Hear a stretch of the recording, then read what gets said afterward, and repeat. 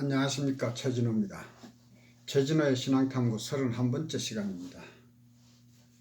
오늘은 빛과 소금이라는 제목으로 말씀을 나누고자 합니다. 먼저 마태복음 5장 13절에서부터 16절까지의 말씀을 읽겠습니다. 너희는 세상의 소금이니 소금이 만일 그 맛을 잃으면 무엇으로 짜게 하리요? 후에는 아무 쓸데없어 다만 밖에 버리와 사람에게 밟힐 뿐이니라. 너희는 세상의 빛이라. 산 위에 있는 동네가 숨기우지 못할 것이요 사람이 등불을 켜서 말 아래 두지 아니하고 등경 위에 두나니 이러므로 집안 모든 사람에게 비치느니라. 이같이 너희 빛을 사람 앞에 비치게 하여 저희로 너의 착한 행실을 보고 하늘에 계신 너희 아버지께 영광을 돌리게 하라. 예수님은 제자들을 빛과 소금으로 비유하셨습니다. 옛날에는 소금은 매우 귀한 것이었습니다.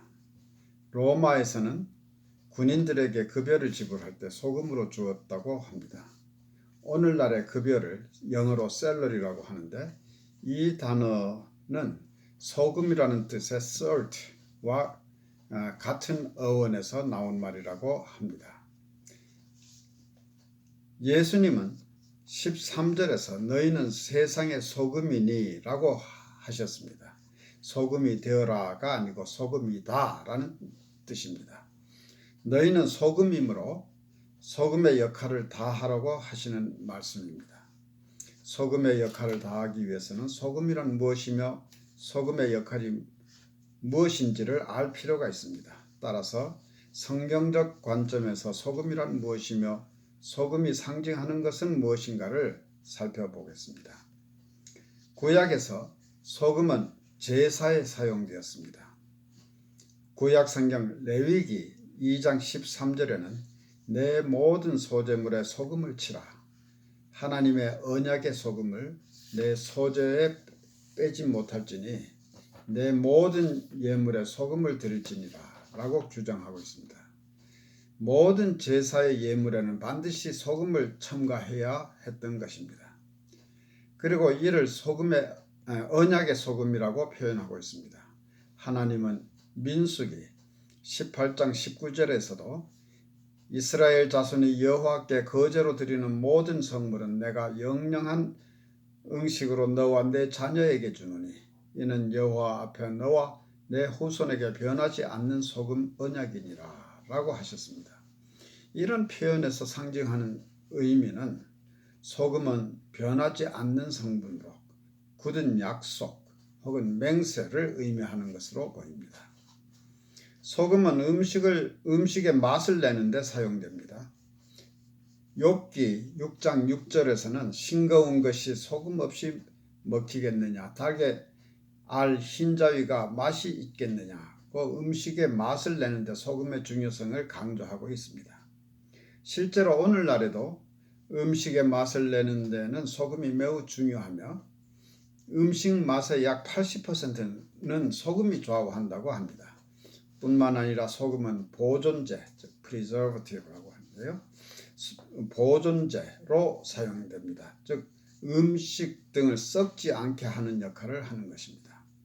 그런데 소금이 맛을 잃는다는 것은 무엇을 의미하는가? 오늘날에 우리가 사용하는 식탁용 소금은 정제를 해서 순도를 고도로 높인 것을 사용하고 있지만 고대 사회에서는 자연에서 생산된 그대로 가공하지 않고 사용하였기 때문에 불순물이 많아서 순도가 낮았습니다. 이러한 소금은 날이 흐리거나 해서 습도가 높은 날에는 안에 있는 순수한 소금 성분은 불순물에 비해서 용해도가 높기 때문에 녹아서 흘러내리고 불순물은 그대로 남아있게 됩니다. 이러한 소금을 오래 보관하게 되면 점점 더 순수한 소금이 흘러내려서 순도는 더 낮아져서 나중에는 순수 소금의 성분은 없어지고 불순물만 남게 되어 결국에는 짠맛을 잃게 되는 것입니다. 예수님은 이렇게 맛을 잃은 소금은 아무 쓸데가 없어 다만 밖에 버리워 사람에게 밟힐 뿐이라고 말씀하십니다. 예수님은 우리도 세상의 유혹에 굴복해서 우리 주위의 세속적인 사람들과 같아진다면, 즉 소금의 역할을 하지 못한다면 아무 소용이 없는 사람이 되고 만다는 것을 경고하시는 것입니다. 소금이 음식을 썩지 않게 하는 것처럼 우리 그리스도인은 바르게 살아서 이 세상을 부패하지 않도록 막는 역할을 해야 하는 것입니다. 우리가 하나님께 속한 사람이라고 하면서 그에 합당하게 살지 못하면 맛을 잃은 소금이 버려지듯이 우리도 하나님으로부터 버려질 것임을 강하게 경고하시는 말씀입니다. 관련 구절이 다른 복음서에서는 어떻게 표현되고 있는가를 간단히 살펴봅니다. 마가복음 9장 50절에서는 소금은 좋은 것이로되 만일 소금이 그 맛을 잃으면 무엇으로 이를 짜게 하리요? 너희 속에 소금을 두고 서로 화목하라 하시니라 라고 하셨습니다. 누가복음 14장 34절과 35절에서는 소금이 좋은 것이나 소금도 만일 그 맛을 잃었으면 무엇으로 짜게 하리요?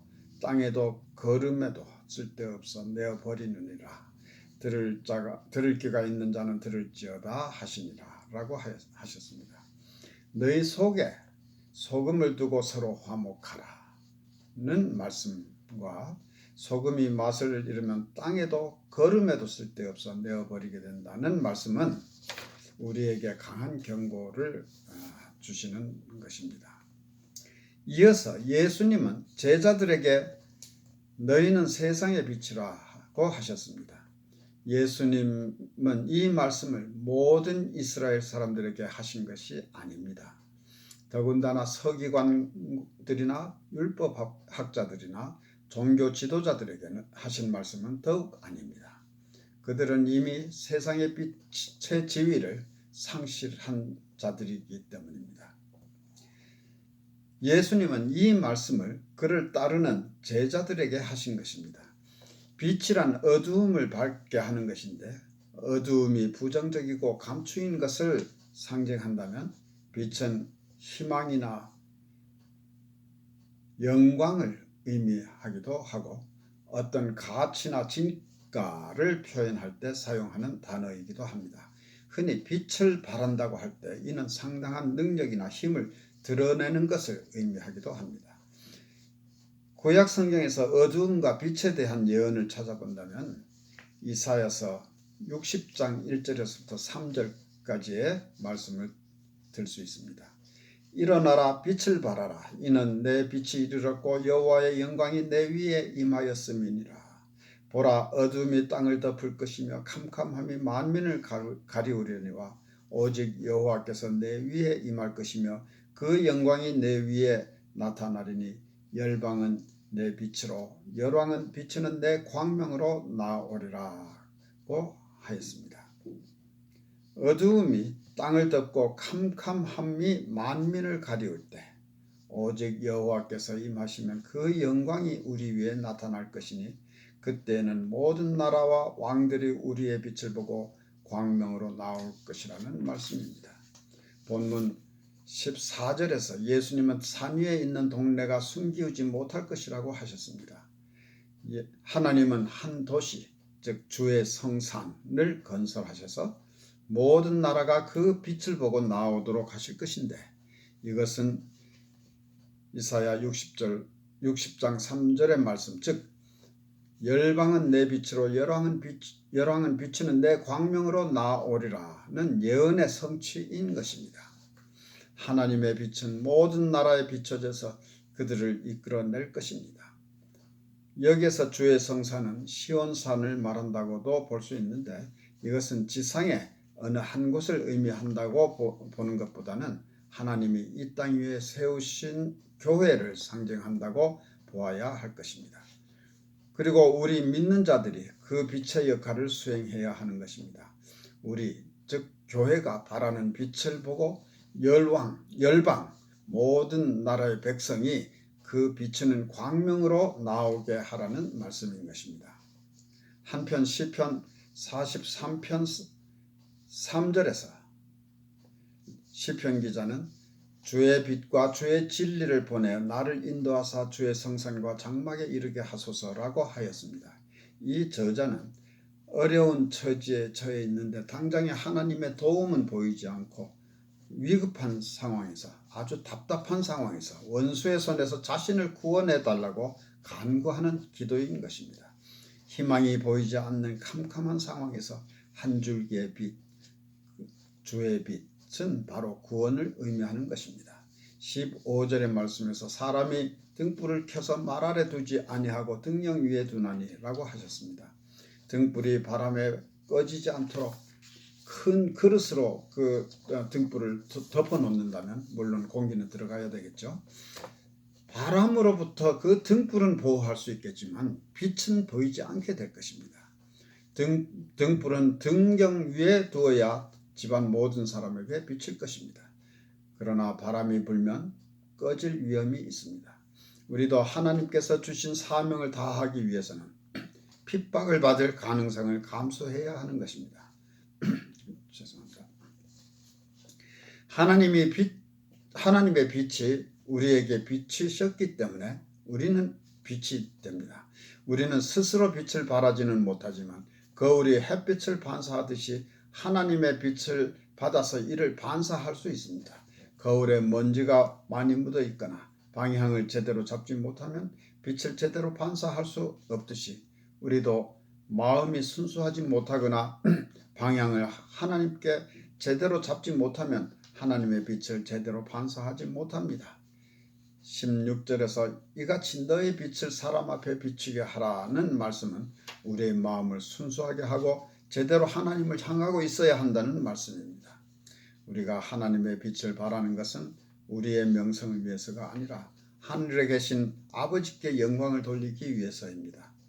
16절에서는 믿지 않는 사람들이 우리의 착한 행실을 보고 하늘에 계신 아버지께 영광을 돌리게 하라고 하시는 말씀입니다. 소금과 빛의 비유에서 우리에게 주시는 핵심적인 교훈은 무엇인가?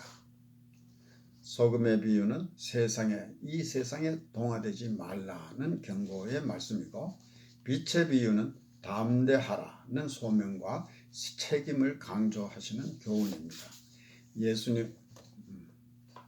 예수님은 말씀하실 때 한 가지 독특한 습관이 있습니다. 예수님은 말씀하실 때 서두에 진실로라는 말을 자주 사용하십니다. 예를 들면 5장 18절에서 볼 수 있습니다. 이때의 진실로는 아멘을 번역한 것입니다. 아멘은 든든하다 또는 진실되다 라는 뜻인데 요한복음에서는 이 단어가 항상 2번씩 반복되는 것을 볼 수 있습니다. 예수님은 듣는 자들이 주의 깊게 새겨들어야 할 엄숙한 선언조의 말씀을 하실 때는 말씀의 서두에 아멘 아멘 하셨는데 이를 번역한 것이 진실로인 것입니다. 오늘날 우리는 기도의 끝에 기도한 내용이 진실로 그렇게 되기를 바란다는 뜻으로 아멘 하지만 예수님은 말씀의 서두에 사용하신 것이 다릅니다. 신학자들은 이것이 예수님이 하나님이심을 나타내는 상징의 하나라고 해석하기도 합니다. 감사합니다.